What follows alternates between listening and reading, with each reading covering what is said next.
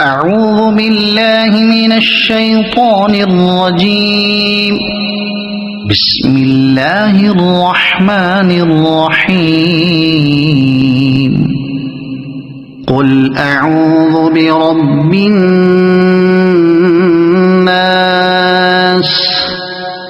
ملك الناس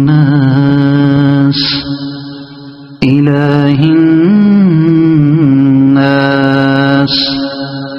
من شر الوسواس الخناس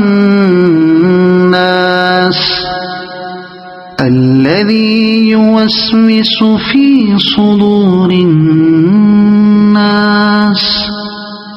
من الجنة والناس. صدق الله العظيم.